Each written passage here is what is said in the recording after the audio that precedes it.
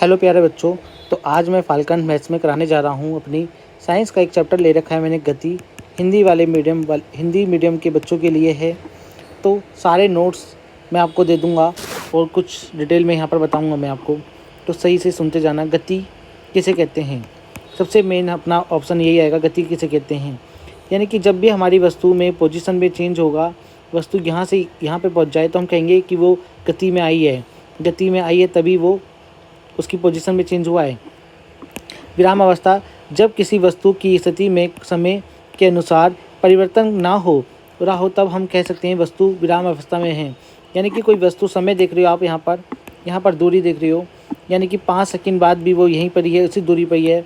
10 second बाद भी यहीं पर ही है, 15 सेकंड बाद भी यहीं पर ही है। इसी प्रकार हर सेकंड में, हर टाइम में वो उसी पोजीशन में बैठी हुई है, तो हम कहेंगे वो विराम अवस्था में है। उसकी पोजीशन में, उसकी स्थान में कोई परिवर्तन नहीं हो रहा, कोई परिवर्तन ना होना, कोई परिवर्तन ना स्थान में ना होना, हम कहेंगे कि वो विराम अवस्था में है। विराम अवस्था को इंग्लिश में कहते हैं रेस्ट पोजीशन। इंग्लिश मीडियम वाले बच्चों के लिए भी अभी डालूंगा यहीं पे वीडियो में, तो आप देखते रहना। विराम अवस्था के बाद हम आ जाते हैं, जब किसी वस्तु के समय के साथ स्थिति में परिवर्तन होता है, तब हम कहते हैं वस्तु इस गति में होती है। वस्तु गति में है।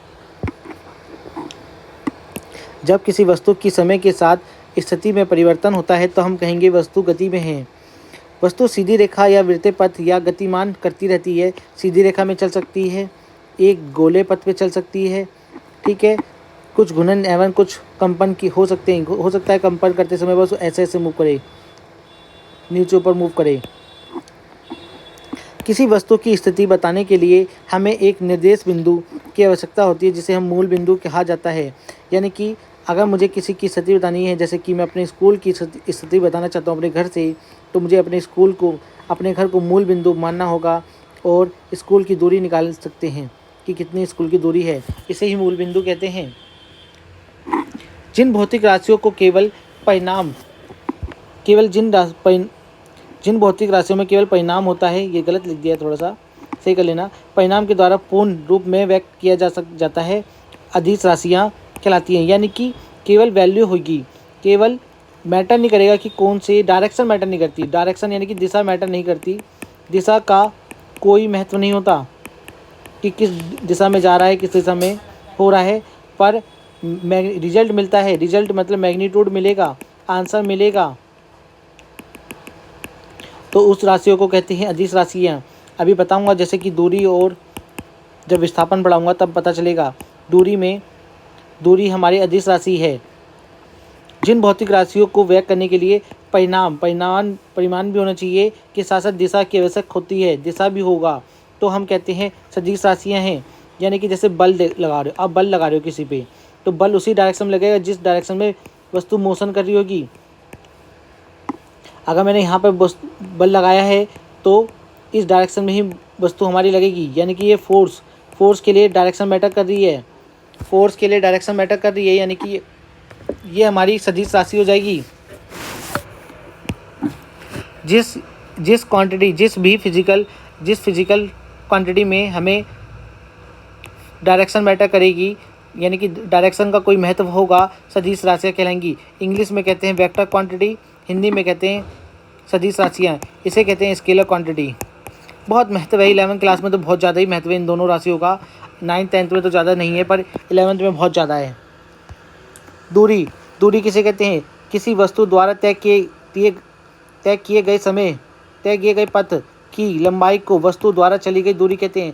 यानी कि जितना उसने चला है ये सब दूरी में आएगा, सबका सब जो दूरी में आ जाएगा। जितना उसने तय करा है सब दूरी में आ जाएगा। दूरी इसलिए देखो कोई भी डायरेक्शन में चला जा रहा हूँ, कोई भी डायरेक्शन में, कोई मैटर नहीं कर रही डायरेक्शन क्या है, तो इसलिए ये हो जाएगी हमारी अदिश राशि। अब देखो, किसी वस्तु द्वारा प्रारंभिक अतः अंतिम स्थिति के अंतर को उस वस्तु का विस्थापन कहा जाता है। विस्थापन यानी कि उसकी स्थिति, पहली प्रारंभिक वस्तु और अंतिम स्थिति। प्रारंभिक स्थिति और अंतिम स्थिति में डायरेक्शन एक ही जा रही है हमारी, ये वाली सीधी, केवल सीधी, यानी कि डायरेक्शन मैटर कर रही है, डायरेक्शन हमारी मैटर कर रही है, तो हम कह सकते हैं कि ये स्केलर क्वांटिटी है, वेक्टर क्वांटिटी है, वेक्टर क्वांटिटी है। वेक्टर क्वांटिटी यानी कि सदिश राशि, जहाँ डायरेक्शन मैटर करे, डायरेक्शन का कोई महत्व होगा, तो वो हमारी सदिश राशियाँ कहलाएंगी।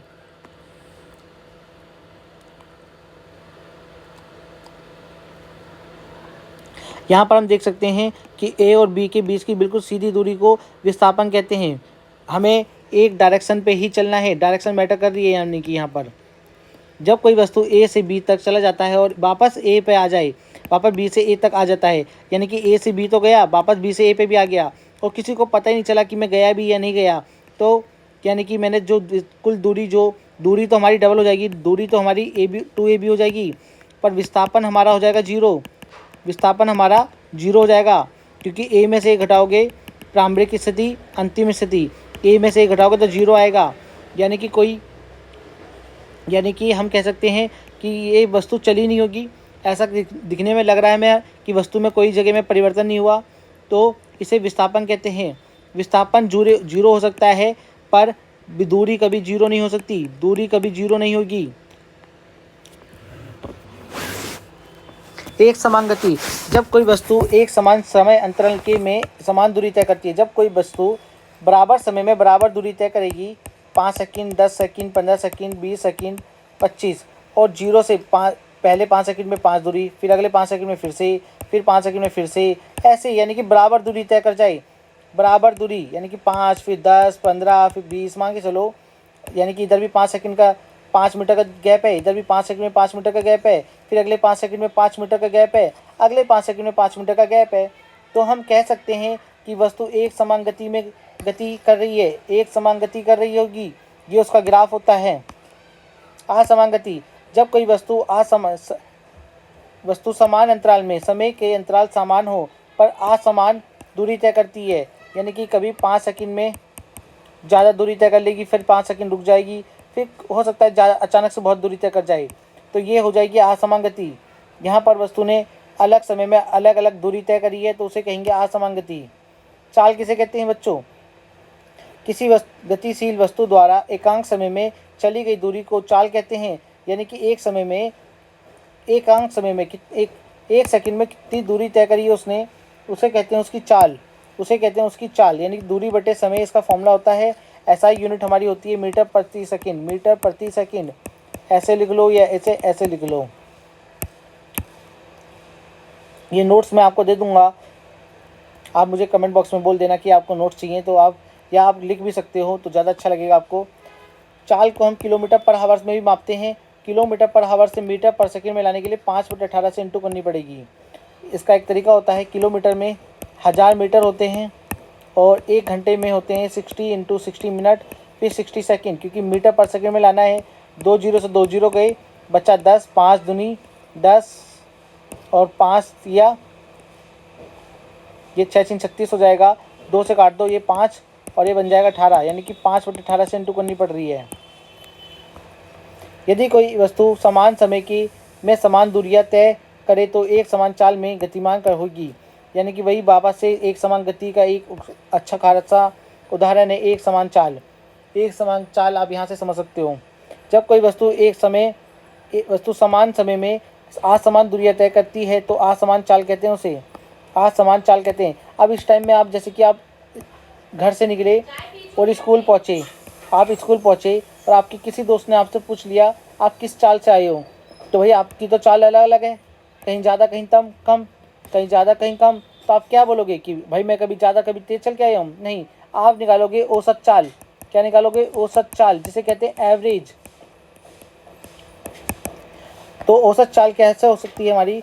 औसत चाल किसी गतिशील वस्तु द्वारा चली गई कुल दूरी और तथा कुल समय के अनुपात को वस्तु की औसत चाल कहते हैं।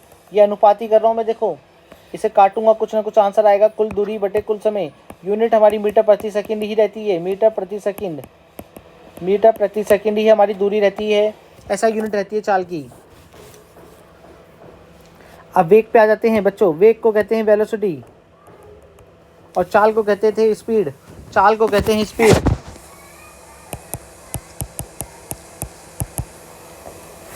एकांक समय में कोई वस्तु एक निश्चित दिशा में, किसी निश्चित दिशा में होनी चाहिए। मैंने बताया किसी निश्चित दिशा में। इसमें देखो चाल में जब तुम चल रहोगे कोई दिशा मैटर नहीं करेगी, कोई दिशा मैटर नहीं करेगी। यहाँ पर दिशा मैटर कर रही है।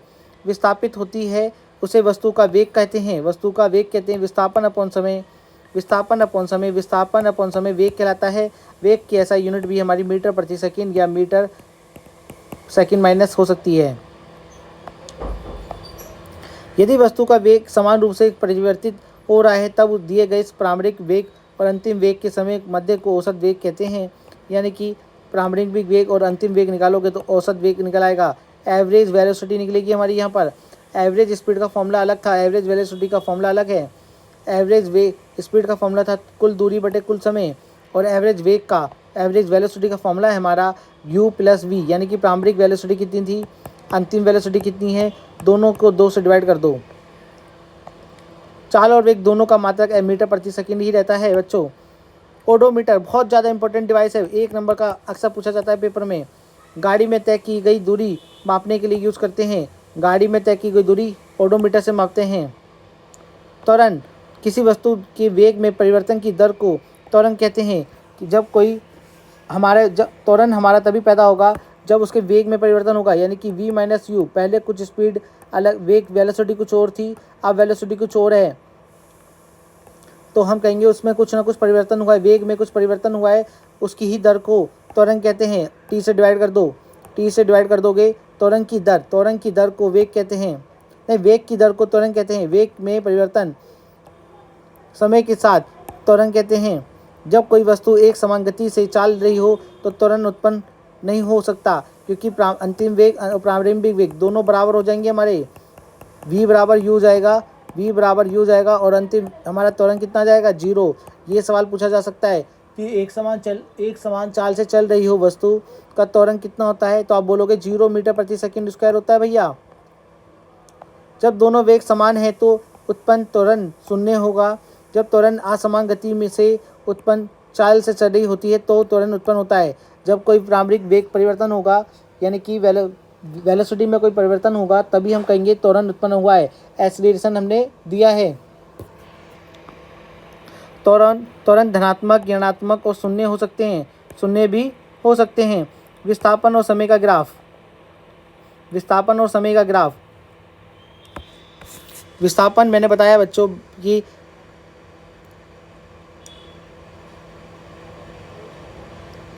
विस्थापन मतलब दूरी और समय, यानी आप दूरी भी कह सकते हो उसको।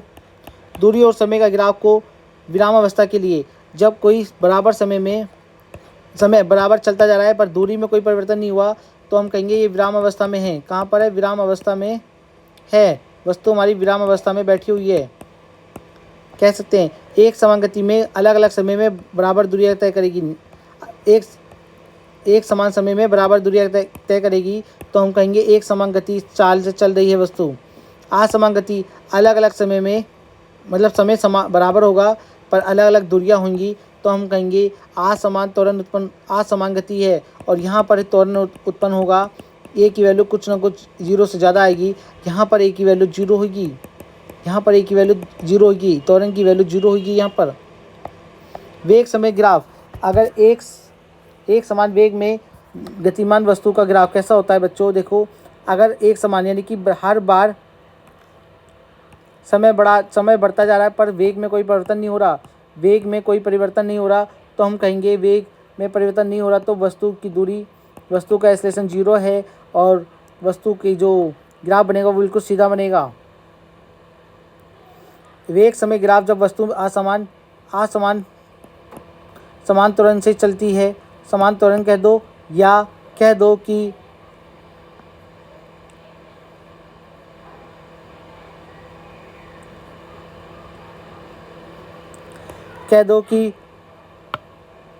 त्वरण उत्पन्न होने का, समान त्वरण उत्पन्न हो रहा है। हर बार समान त्वरण मतलब जब भी तुम वेलोसिटी चेंज कर रहे हो, बराबर समय में बराबर दूरी वेलोसिटी चेंज कर रहे हो, तो हर बार बराबर वेग का परिवर्तन आएगा, वेग त्वरण बराबर परिवर्तन देगा, एक्सेलरेशन बिल्कुल सीधा चला जाएगा। एक्सेलरेशन बराबर समय में बराबर बढ़ा रहे हो, तो हम कहोगे कि समान त्वरण में चल रही है वस्तु। जब समान ऋणात्मक त्वरण हो जाए तब हम कहेंगे, जैसे कि अब तुमने ब्रेक लगाया, तुम्हारी गाड़ी 15 ms पे 10 ms पे चल रही थी और तुमने 5 ms पे लिया है, तुमने 5 सेकंड तुरंत ही हर सेकंड 1 सेकंड में 1 ms घटाते गए, 1 सेकंड में 1 ms घटाते गए, तो यानी कि तुम कह सकती हो कि मैंने 5 सेकंड के अंदर 5 एक्सेलरेशन अपना माइनस कर दिया।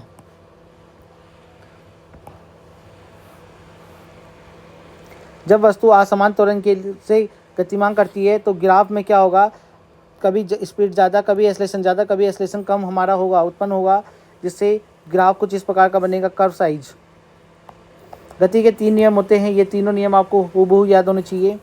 इसका फॉर्मूला तो आपको पहले से पता है, v equal to v minus u upon t. क्या होता है, a होता है, मैं पहले v माइनस यू, a को वहाँ ले गया, t हो गया, अब v को वहाँ ले जाओ, u को प्लस का हो जाएगा और v की वैल्यू आ गई u प्लस ए टी। ये दो इक्वेशन भी सेम ही है, इसे याद करना।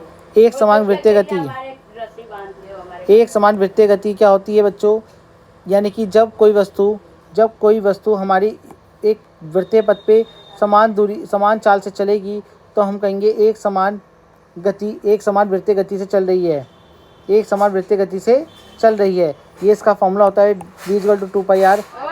v का फॉर्मूला होता है